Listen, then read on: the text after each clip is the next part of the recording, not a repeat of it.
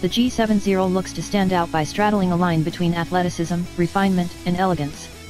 As if that weren't enough, the Genesis also tries to deliver an authentic character, as well. So in reality, it's less of a straight line and more the challenge of a classic Venn diagram. It is possible to achieve all four qualities without compromise? Visually, the G70 certainly looks the part, especially out back. The sedan neatly sidesteps the ongoing trend of a horizontal tail light treatment that seems interchangeable at a glance from one car to the next. Instead, the G70 sports shapely clusters reminiscent of the Rock of Gibraltar, enhanced by horseshoe-shaped LED bars at the edges. From the rear and sides, the G70 exudes a confident, muscular stance. More like this, please. The front end is less successful, bowing to the very themes it studiously avoids elsewhere.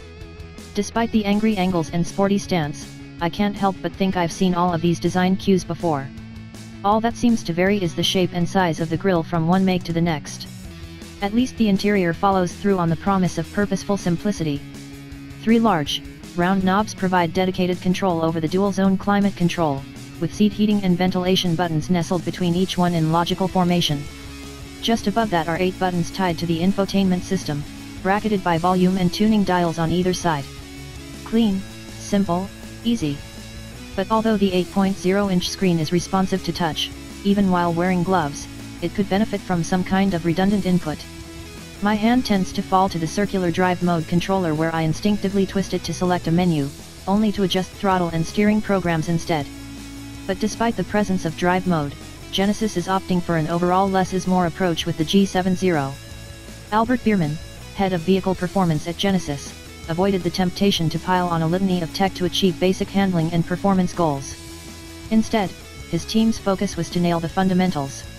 Bierman insists that all the fancy options competitors offer tend to go largely unused and unnoticed by most customers, even if having those features implies an enhanced level of performance.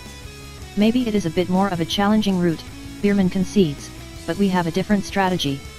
Athleticism arrives in the form of a 365 HP 3.3-liter twin-turbo V6 with 376 lb-ft of torque coming online as early as 1,300 rpm and sticking around until 4,500 rpm, generating robust mid-range punch. Even a slight prod of the throttle summons a suitable swell of power on demand, generating more than enough speed. Genesis estimates a 0-60 time of 4.5 seconds. Standard 13.8-inch Brembo discs up front and 13.4-inch vented rears feel firm and confident, even after repeated stabs to the pedal at high speeds. Stepping down to the 2.0-liter Turbo 4 is a bit of a compromise, but not in terms of refinement or character. Its numbers are noticeably lower, with 252 HP achieved at a lofty 6,200 rpm and 260 lb-ft found from 1,400 to 4,000 rpm, but keep the revs up and it's a willing partner. Have some patience from a start, however, as it doesn't have the same off-the-line punch as, say, the 2.0-liter 4s found in Audi's A4 or the Mercedes C-Class. There's a pronounced, agonizing lag before the turbo finds its spin and breathes life into the cylinders.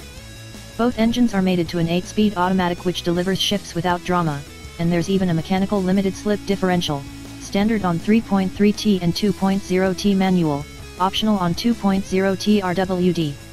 All-wheel drive can be had on either engine. Feeling a bit rebellious? Engage drift mode on either drive system and light up the rear wheels in a cloud of rubber vapor.